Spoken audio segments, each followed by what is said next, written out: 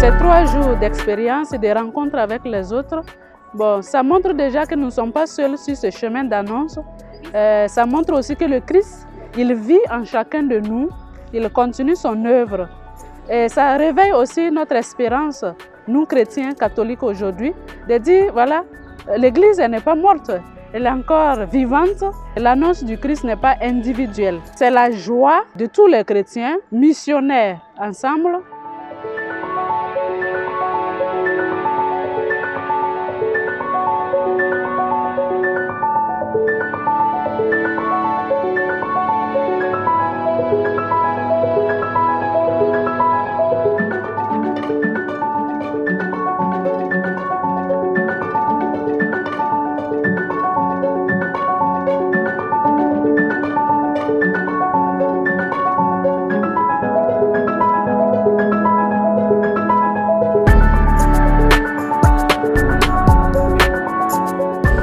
Les évêques sont mous, les journalistes se moquent de nous, la société nous méprise.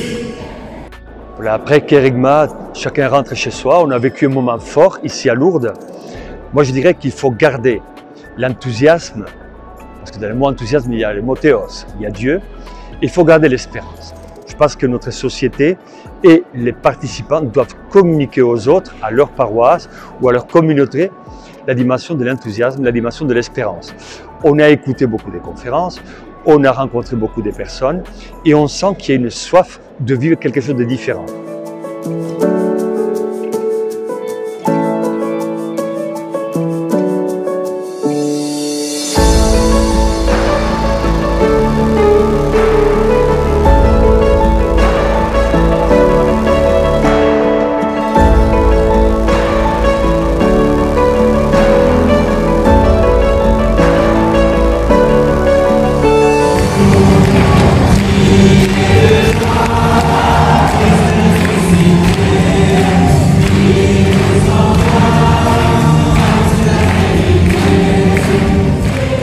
Je crois que c'était une expérience fraternelle et kérigmatique, si on peut oser parler ainsi maintenant.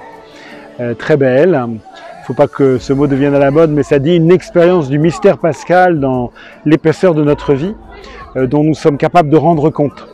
Et je crois que Kérigma, c'est un peu cette aventure-là. On a mieux compris ce qu'était non seulement le mystère de la mort et de la résurrection de Jésus, mais le mystère de la mort et de la résurrection de Jésus pour le salut du monde, pour notre propre salut, pour le salut de nos frères et sœurs.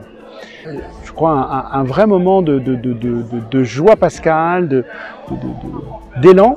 Alors maintenant, il nous faut travailler les mots pour le dire, il faut nous laisser faire par le Christ, ça demande que chacun fasse un pas pour aller plus loin dans son union à Jésus, ça demande une fraternité rechoisie dans la grâce de l'Esprit en Église, ça demande une audace missionnaire qui doit être réveillée.